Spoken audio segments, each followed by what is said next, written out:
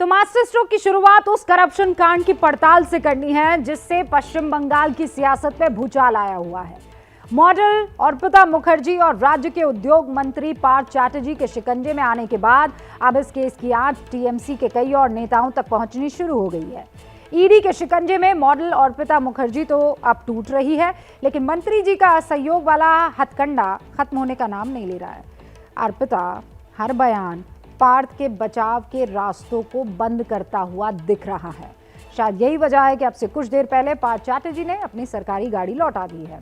उन्होंने गाड़ी विधानसभा को वापस भेज दी है। इसके बाद से पार्थ के ममता मंत्रिमंडल से इस्तीफे की अटकलें तेज हो गई है। इससे पहले कांग्रेस सांसद अधीर रंजन चौधरी ने पार्थ को हटाने की मांग की। टीएमसी भी पार्थ से दूरी बनाती हुई साफ तौर पर दिख रही है और अब ये माना जा रहा है कि ईडी के पास अब इतने सबूत जरूर जमा हो गए हैं कि वो करप्शन के इस खेल को पार्थ और अर्पिता का जॉइंट वेंचर साबित कर ले। ये सबूत मिले हैं अर्पिता और पार्थ के घर से जब्त दस्तावेजों से, जिनमें इस करप्शन कांड की पूरी कहानी कोडेड है, कोड लैंग्वेज में लिखी है। आपके लिए हमने इसे डिकोड करने की कोशिश की है। मास्टर स्ट्रोक की एक्सक्लूसिव रिपोर्ट अब आपके सामने। ग्लैमर का दरवाजा, ओहदे का ताला, ईडी की चाबी,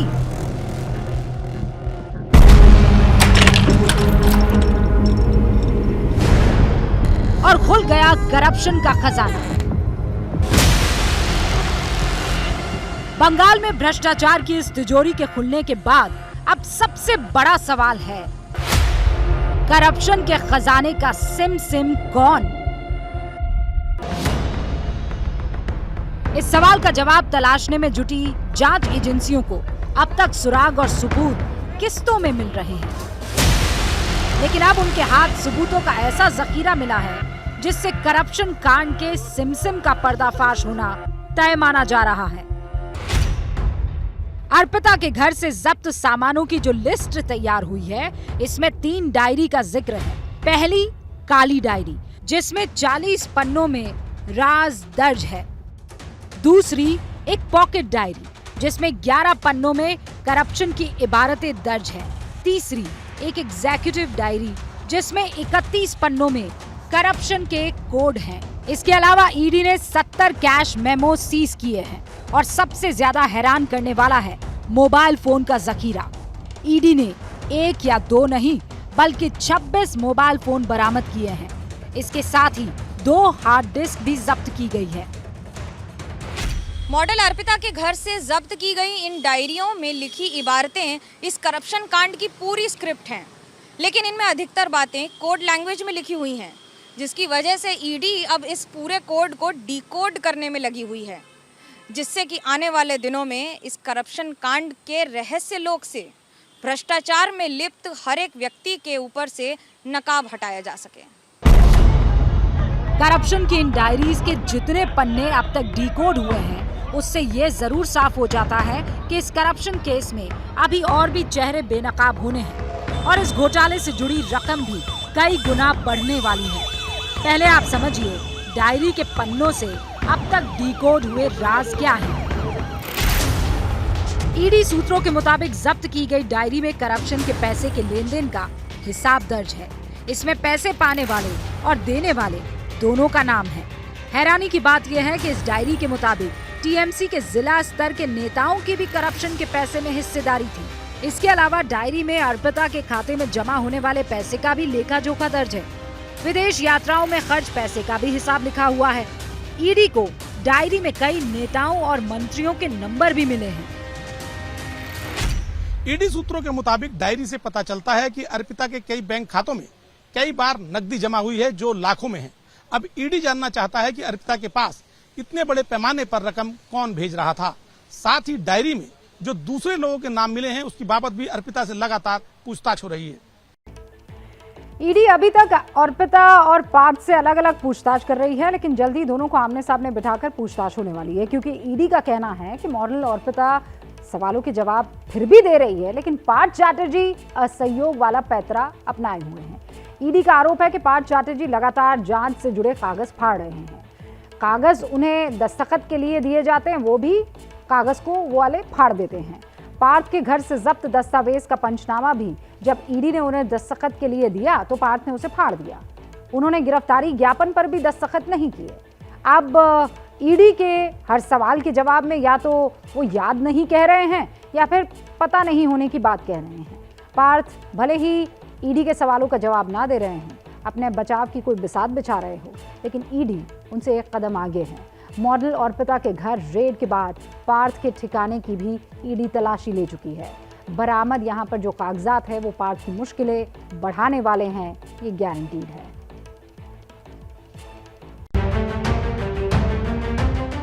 व्हील चेयर पर बैठे मंत्री जी ने ईडी के शिकंजे से बचने के लिए खुद को बीमार साबित करने का हर पैतरा अपनाया, लेकिन अदालत के आगे उनकी चाल नाकाम हो गई। अदालत के आदेश पर पार्थ की जांच एम्स भुवनेश्वर में हुई। पार्थ को एम्स ले जाने के लिए ईडी को मशक्कत भी करनी पड़ी। एम्स ने पार्थ को फिट घोषित कर दिया। इसके बाद कोलकाता SSKM अस्पताल ने यू टर्न लिया। हेल्थ स्टेबल है। मेडिकल रिपोर्ट जो आया, हम लोग का जो रिपोर्ट है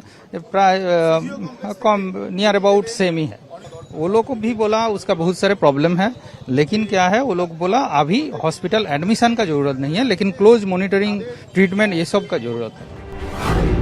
मंत्री जी की इन अड़चनों के बीच भी ईडी का ऑपरेशन जारी रहा। मंत्री जी के ठिकानों पर रेड करके ईडी उनके खिलाफ कई अहम सबूत जमा कर चुकी है।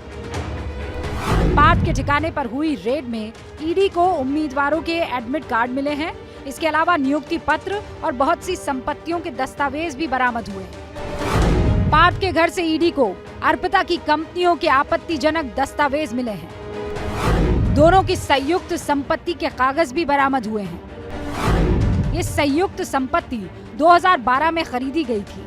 यही नहीं, ईडी को अर्पिता और पार्थ की जॉइंट सेल डीड भी मिली है और दोनों के बीच फोन कॉल्स की डिटेल भी है।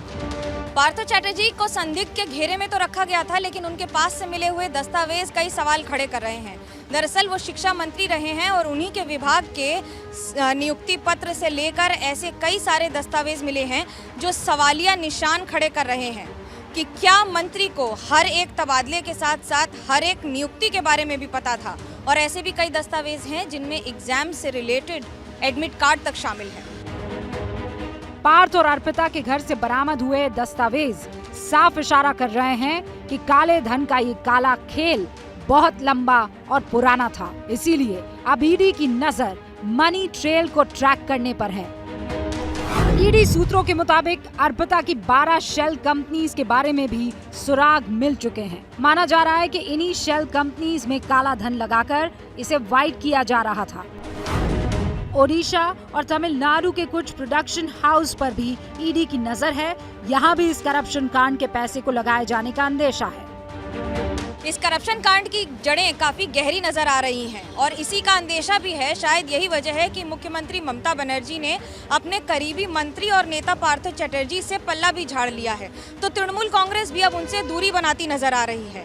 हालांकि इस जांच की आंच अब और ज्यादा तेज हो रही है और एक के बाद एक परत खुलने के साथ साथ लग रहा है कि तृणमूल कांग्रेस के और भी कई बड़े नेताओं के नाम इसमें शामिल हो सकते हैं। पार्थ चैटर्जी का ईडी के शिकंजे में फंसना और ममता का चुप होना ये इशारा जरूर करता है कि अभी इस केस का सिर्फ एक सिरा ही सामने आया है, क्योंकि इस केस में जरा भी गुंजाइश होती तो शायद ममता अपने नेचर के मुताबिक अब तक पार्थ के लिए संग्राम छेड़ चुकी होती। ऐसा क्यों, ये समझने के लिए आपको पार्थ और ममता की केमिस्ट्री को समझना होगा। पार्थ ने 70 के दशक में छात्र राजनीति की शुरुआत की। जल्द ही वो दक्षिण कोलकाता जिला छात्र परिषद के अध्यक्ष बन गए। इस दौरान ममता योग माया देवी कॉलेज की छात्र नेता हुआ करती थी। अध्यक्ष के तौर पर पार्थ और ममता की मुलाकात हुई, लेकिन कुछ वक्त बाद पार्थ ने राजनीति छोड़ दी। ममता की राजनीति जारी रही और 90 के दशक में युवा कांग्रेस की वो अध्यक्ष बनी। अध्यक्ष बनने के बाद ममता फिर पार्थ के संपर्क में आई, लेकिन पार्थ राजनीति से दूर हो रहे थे। इसके बाद 1998 में ममता ने टीएमसी बनाई। तब ममता का साथ देने के लिए पार्थ अपनी अच्छी नौकरी छोड़कर उनके साथ आ गए। फिर सिंगूर आंदोलन के दौरान पार्थ हमेशा ममता के साथ दिखे। जब ममता की सरकार बनी तो पार्थ कैबिनेट मंत्री बनाए गए। ममता ने कभी पार्थ को मंत्री पद से दूर नहीं रखा, नहीं हटाया। पार्थ टीएमसी में नंबर 2 की हैसियत वाले नेता माने जाते हैं। ऐसे में अगर ममता उनकी गिरफ्तारी पर चुप है तो जाहिर है अभी इस केस के दाग बहुत से लोगों के दामन पर पहुंचने वाले हैं। मास्टर स्ट्रोक में अब 5G यानी 5th generation internet network launching की बात करनी है। आपसे जुड़ा मामला है। अब से 10 साल पहले भारत में 4G डेटा सर्विस लॉन्च की गई थी। 10 साल बाद देश 5G डेटा सर्विस के दौर में प्रवेश करने की तैयारी में है। आज से सरकार ने 5G ऑक्शन शुरू कर दिया है। 5G स्पेक्ट्रम की नीलामी में देश की बड़ी बड़ी टेलीकॉम कंपनियां हिस्सा ले रही है। स्पेक्ट्रम खरीदने की रेस में जियो, वोडाफोन, आइडिया, एयरटेल ये तो शामिल है ही। पहली बार गौतम अडानी की कंपनी अडानी डेटा नेटवर्क्स भी 5G स्पेक्ट्रम खरीदने के लिए बोली लगा रही है।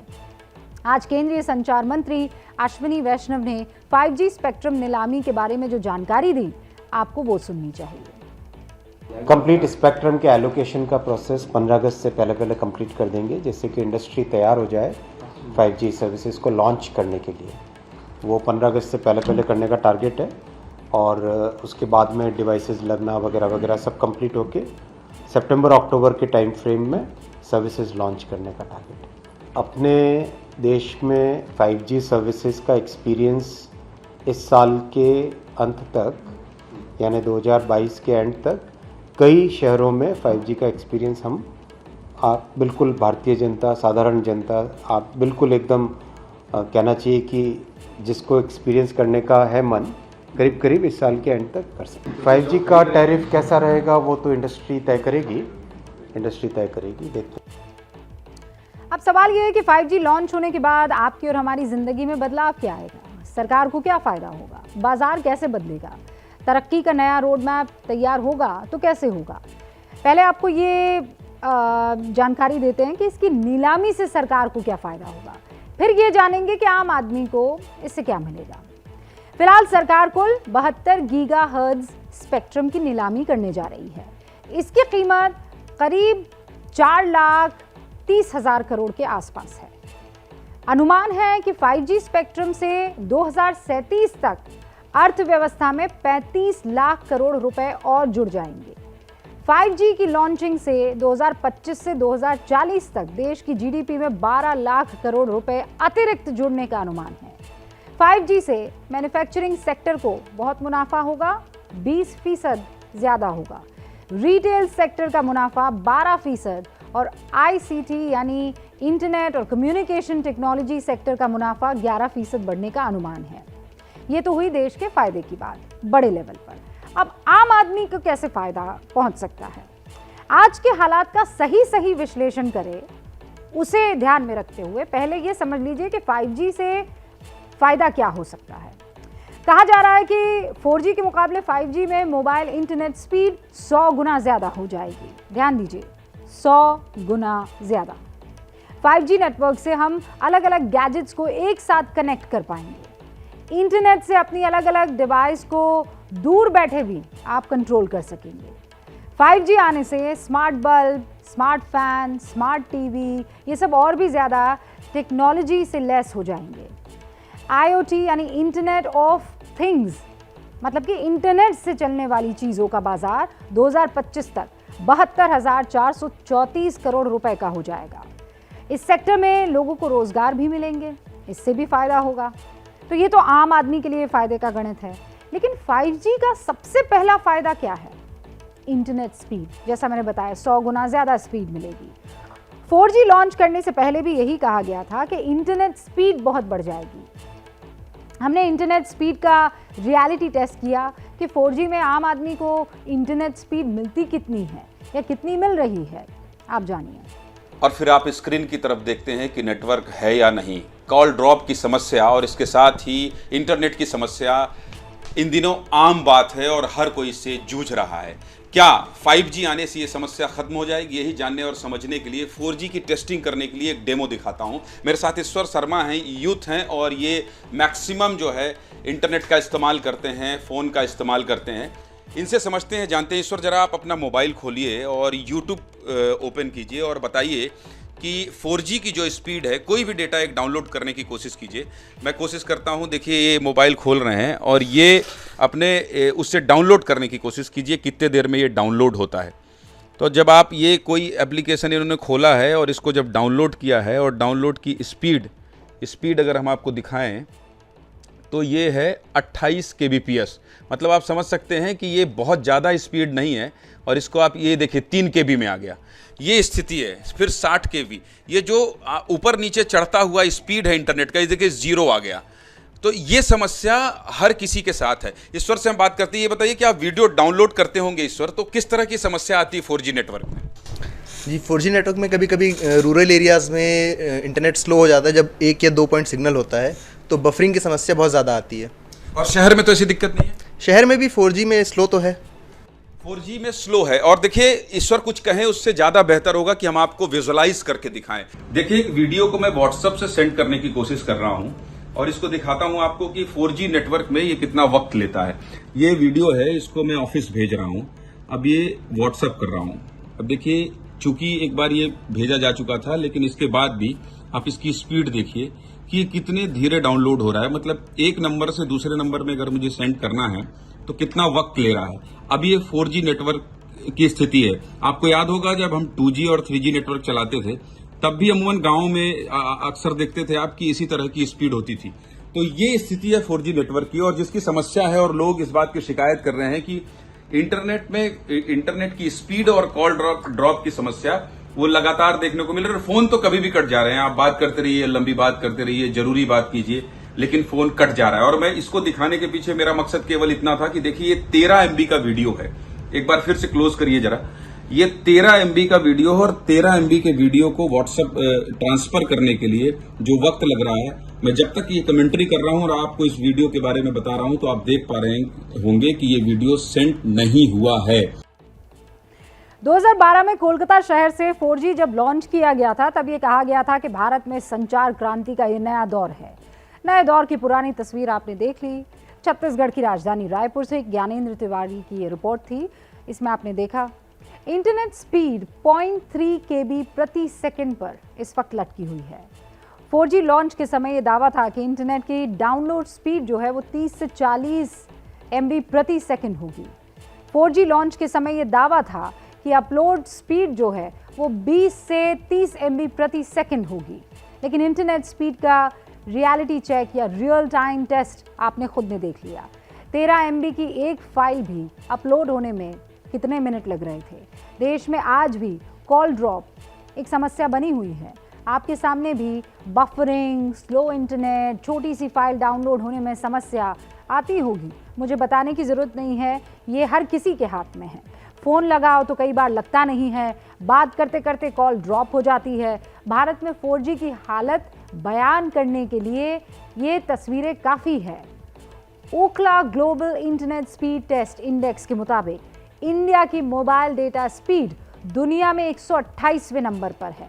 नेपाल और पाकिस्तान जैसे देशों में भी यूज़र को भारत से ज़्यादा तेज़ डेटा स्पीड मिलती है। भारत की औसत 4G डेटा स्पीड 11.58 MB प्रति सेकंड है, जबकि औसत स्पीड 30 से 40 MB प्रति सेकंड होनी चाहिए।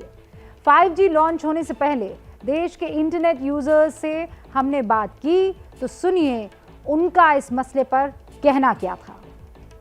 दिक्कत आती है कि मतलब नेटवर्क इशू रहता है। मतलब कोई भी जैसे इंटरनेट चलाते हैं तो उसमें भी वहाँ पे दिखाता है 4G, लेकिन वो स्पीड वगैरह कुछ नहीं आती है उसमें। यही इशू फेस करते हैं हर जगह मोस्टली। कॉलिंग में भी दिक्कत आती है, कॉलिंग करते हैं तो उसमें भी इंटरप्शन बहुत होता है। अभी मैं मेट्रो में जाता हूँ और अंडरग्राउंड ट्रैवल करता हूँ तो सब आप देखोगे कि वो मेट्रो के स्टार्ट होते ही उसका जो नेटवर्क जो पोल्स होते हैं वो 5 से सीधा 0 पे आ जाता है। बात तो नेट की तो आप बात ही मत करिए, आप वॉइस कॉलिंग भी नहीं कर पा रहे हो। नेट की ज्यादा दिक्कतें आती है, लाइक 2 to 3 MB ऊपर आजकल जाता नहीं है। 16 GB तक प्रोवाइड होना चाहिए 4G सिम को, but then also 4 MB is the maximum limit. Speed और नेटवर्क मिल नहीं रहा है। नेटवर्क कवरेज जैसे किसी जगह तो बहुत अच्छा रहता है, बट हॉटस्पॉट जैसी जगह है कि कहीं कहीं पे ही कभी भी रुक जाता है, वो घूमने लग जाता है, मतलब काम ही नहीं करता प्रॉपरली। वो ये है कि कभी कभी ठीक चलता है, नहीं तो ज़्यादातर आजकल प्रॉब्लम ही आ रही है। नेटवर्किंग सिस्टम और अच्छा करना चाहिए क्योंकि 4G की बहुत बड़ी बेकार है। कहीं नेट स्पीड इतना स्लो है, कभी कॉल ड्रॉप हो जाता है, कभी कॉल हैंग लगता है, कभी दूसरी जगह लग जाता है। अभी तो 4G ही सही ढंग से देश में अप्लाई नहीं हुआ है, तो 5G का कोई मतलब अभी ऐसा लग नहीं रहा है। 4G जो नेटवर्क है वो तो ढंग से काम करता ही नहीं। जैसे कॉल कहीं करते हैं तो कॉल ब्रेक हो जाता है, ठीक है। जैसे कि अगर नेटवर्क रहता भी है तो स्पीड नहीं चलता है। इस टाइप के बहुत इशू है। बहुत ज्यादा स्पीड स्लो है और कॉल ड्रॉप होता है और डाउनलोडिंग भी सही से नहीं हो रहा है। रूम के अंदर चले जाइए तो पता चलेगा चारों का चारों टावर गायब रहा। 4G का नेटवर्क सही नहीं है। ये तो कुछ लोग थे, लेकिन मुझे पूरा यकीन है जो इस वक्त एबीपी न्यूज़ को देख रहे हैं, इन लोगों की बात सुनकर आपको लग रहा होगा दिल की कोई बात कर रहा है। दिल्ली और पटना के लोग थे ये जो अपना अनुभव बता रहे थे, लेकिन हर आदमी परेशान है, ये हमको भी पता है। देश की 4G स्पीड पिछड़े देशों से भी पिछड़ जाने की वजह बहुत सारी है। पहले तो इंटरनेट डेटा प्रति यूज़र प्रतिदिन 1 GB की लिमिट तक मिलता था। अब देश के ज़्यादातर यूज़र अनलिमिटेड डेटा पैक का इस्तेमाल करते हैं। अब यूज़र को डेटा ज़्यादा मिल रहा है लेकिन स्पीड कम मिल रही है। टेलीकॉम ऑपरेटर ज़्यादा डिमांड को पूरा ही नहीं कर पा रहे हैं। नेटवर्क ओवरलोडेड है, इसका असर स्पीड पर पड़ रहा है। दूसरा कारण यह है कि टेलीकॉम ऑपरेटर कंपनियां जो हैं उनके बीच छिड़ी मार्केट पर कब्जे की जंग। ज़्यादा सब्सक्राइबर के लिए कंपनियां सस्ते पैकेज और प्लान ला रही हैं। देश की बहुत बड़ी आबादी अब 4G इंटरनेट की सब्सक्राइबर है। इससे नेटवर्क कंजेशन, नेटवर्क पर लोड बढ़ गया है। सस्ते इंटरनेट प्लान्स की वजह से टेलीकॉम कंपनियों के रेवेन्यू पर भी असर पड़ा है। आमदनी कम होने की वजह से टेलीकॉम कंपनियां डिमांड पूरी करने के लिए जो ज़रूरी इंफ्रास्ट्रक्चर है वो पूरे नहीं कर पा रही है, बना नहीं पा रही है। पुराने मोबाइल यूज़र्स को याद होगा जब कॉल रेट 10 रुपये प्रति मिनट से ज़्यादा हुआ करती थी और 2G मोबाइल इंटरनेट के प्लान भी आया करते थे, बहुत महंगे हुआ करते थे। जैसे जैसे सस्ते प्लान्स आए, मोबाइल यूज़र बढ़े, वैसे वैसे इंटरनेट की स्पीड और नेटवर्क कंजेशन बढ़ता गया। ग्लोबल स्पीड इंडेक्स के मामले में पाकिस्तान और नेपाल हमसे बहुत आगे हैं। नॉर्वे में 4G की औसत स्पीड पता है आपको 127 MB प्रति सेकंड है, यानी नॉर्वे में 1 GB डेटा आप 10 सेकंड से कम समय में डाउनलोड कर सकते हैं। यानी नॉर्वे में आप 10 सेकंड के भीतर पूरी फिल्म डाउनलोड कर सकते हैं। चीन में 4G की औसत स्पीड 98 MB पर सेकंड है। अमेरिका 4G की औसत स्पीड 59 MB प्रति सेकंड है। नेपाल में 4G की स्पीड 15 MB प्रति सेकंड है। पाकिस्तान में औसत स्पीड जो है 4G की वो 14.63 MB प्रति सेकंड है। भारत में 4G की औसत स्पीड 11.58 MB प्रति सेकंड ही है। 4G की ग्लोबल डेटा स्पीड का इंडेक्स भारत की हालत बता रहा है, जबकि रियलिटी में हम दिखा चुके हैं कि 14 MB प्रति सेकंड भी यूज़र को बमुश्किल मिल रही है। अब 5G लॉन्च होने के बाद ये भी 4G की तरह दिखावटी बनकर ना रह जाए, हमें इस बात का डर है। उम्मीद यही की जा सकती है कि टेलीकॉम ऑपरेटर कंपनियां सब्सक्राइबर बढ़ाने के साथ साथ डेटा स्पीड और नेटवर्क इंफ्रास्ट्रक्चर में सुधार करें। इसी का हम इंतजार कर रहे हैं। मास्टर स्ट्रोक में अब अतिवृष्टि का विश्लेषण करेंगे। ये जानने की कोशिश होगी कि कई घंटों में होने वाली बरसात आखिर कुछ ही मिनट में क्यों हो रही है, क्यों मैदानी इलाकों में बादलों के विस्फोट जैसी स्थिति इस वक्त बन रही है। सोमवार की शाम को जोधपुर में भारी बारिश हुई। जोधपुर की तस्वीर अभी मेरे साथ चलती हुई आप देख रहे हैं। सड़कें, गलियां, सब सैलाब सा वहां पर आ गया। कार, बाइक, स्कूटी सब बहने लगी। कई इलाकों में मकान डूबने की नौबत आ गई थी। मंगल की सुबह तक पूरा जोधपुर जलमग्न हो गया, तालाब बन गया। और कोई अतिशयोक्ति नहीं है जब ये कह रहे हैं। आप पहले ये रिपोर्ट देख लीजिए। रात से जो जबरदस्त मूसलाधार बारिश हो रही है उसका नजारा आप देख सकते हैं। जो बाहर जैसे हालात हो चुके हैं, देखिए है पानी देखिए घुटनों से ऊपर तक। मैं भी पानी में खड़ा हूँ। अब मैं बात करूँगा यहाँ पर रहवासी है, क्षेत्रवासी है, इनके सामने क्या समस्या आ रही है। सर, न्यू रूपनगर के वासी हैं हम लोग, और ये पूरा पानी पीछे वाले ऊपर आगे बस्तियों से पानी पूरा इकट्ठा हुआ, सारा पानी आके यहाँ इकट्ठा हो चुका है। यहाँ से अब निकासी का कोई रास्ता नहीं है। पहले भी प्रशासन को काफ़ी दफे बता चुके हैं इस बारे में। पहले भी हमारी कॉलोनी जलमग्न हुई थी। जैसे घरों में भी पानी भर गया हुआ, अब इतने पानी में आप कैसे रह रहे हैं? कोई प्रशासन का कोई आया नहीं? अभी पहली बार आप लोग आए हो। ऐसी बारिश को अतिवृष्टि कहा जाता है, यानी ऐसी बरसात जिससे किसी इलाके में जान माल का भारी नुकसान होने लगे। 25 जुलाई को जोधपुर में मानसून के सीजन की पहली बरसात हुई। जुलाई महीने में जोधपुर में रिकॉर्ड बारिश होती रही है। साल 1990 की जुलाई महीने में जोधपुर शहर में एक दिन में 194 मिलीमीटर बारिश हुई थी। उसके बाद 2019 में जुलाई के ही महीने में एक ही दिन में 160 मिलीमीटर बारिश हुई। इसी साल जुलाई में एक ही दिन में 119 मिलीमीटर बारिश दर्ज की गई है। बीते कुछ सालों के मुकाबले जोधपुर में बारिश कम हुई, लेकिन तस्वीरें ये बता रही कि नुकसान ज्यादा हुआ है। राजस्थान के कई शहर बहुत ज्यादा बारिश की तबाही इस वक्त झेल रहे हैं। आप तस्वीरों के जरिए समझिए।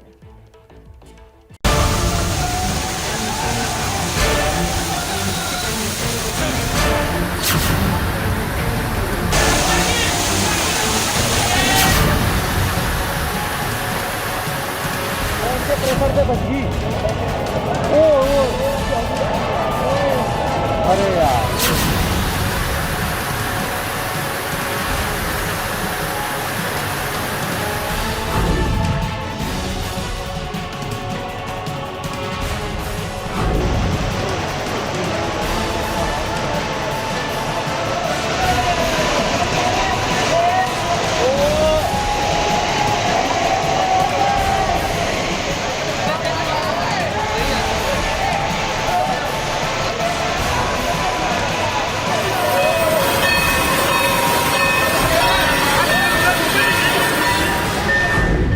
राजस्थान के जोधपुर पर बादल ऐसे बरसे कि कुछ ही मिनटों में तबाही बन गई।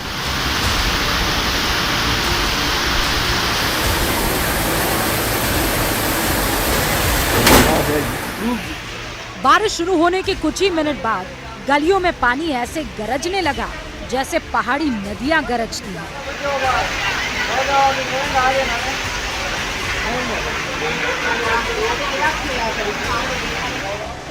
देखते ही देखते पानी की रफ्तार बढ़ती चली गई। गलियों में हाहाकार मचने लगा।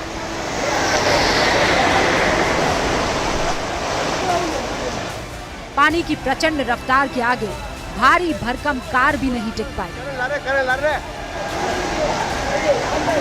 करण ऊपर रे।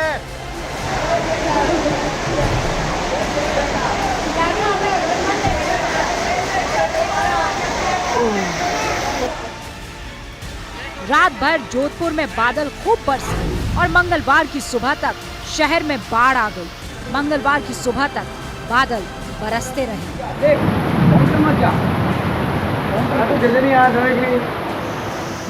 गलियों में नदी बहने लगी।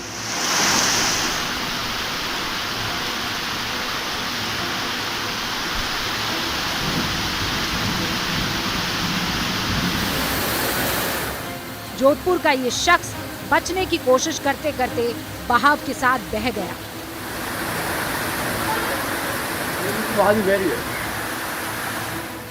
सड़कों पर पानी का स्तर इतना ऊंचा हो गया कि कार भी पानी के साथ बहने लगी।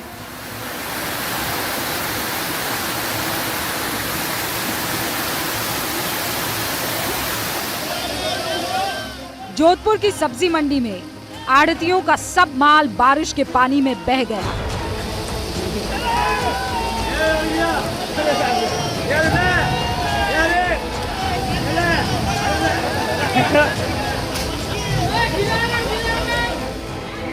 शहर के कई इलाके पानी में डूब गए।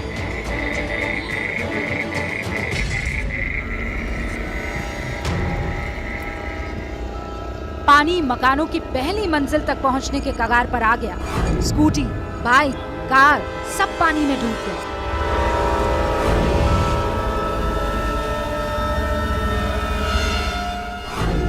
शहर के बड़े बड़े रास्तों पर कई फीट तक पानी बहने लगा।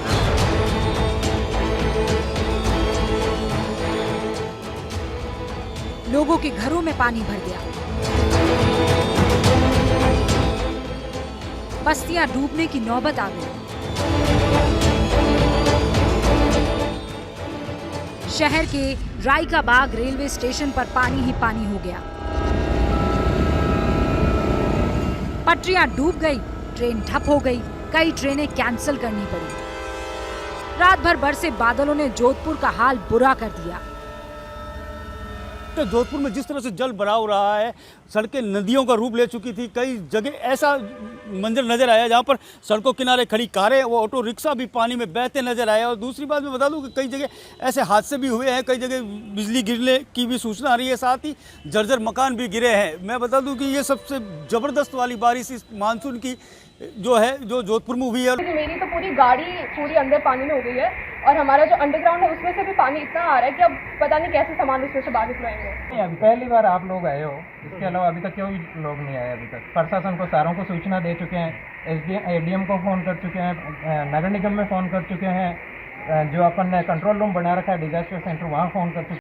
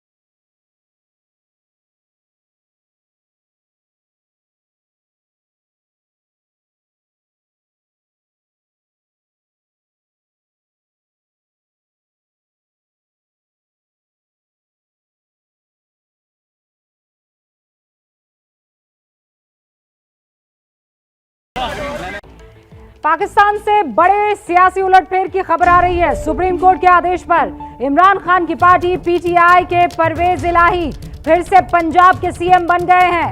ये इमरान खान की बड़ी जीत है और प्रधानमंत्री शहबाज शरीफ के लिए झटका है। आज रात 11:30 बजे से पहले सुप्रीम कोर्ट ने परवेज इलाही को शपथ दिलाने का आदेश दे दिया है। पीएमएलएन के हमजा शहबाज को कुर्सी से साथ ही हटा भी दिया गया है। तो पाकिस्तान सुप्रीम कोर्ट के फैसले से गदगद है इमरान खान। ये हैं शर्मा जी, जो रात का खाना और देश दुनिया की सुर्खियां दोनों लेते हैं सुमित अवस्थी के साथ। अब ये हैं इनके पड़ोसी बनर्जी साहब। मिष्टी दोई खाते खाते पूरा बंगाल जान लेते हैं सुमन दे के साथ। इनकी तरह आप भी देखें अपने फेवरेट न्यूज एंकर को एक ही ऐप पर और डाउनलोड कीजिए एबीपी लाइव ऐप अपने स्मार्ट टीवी पर।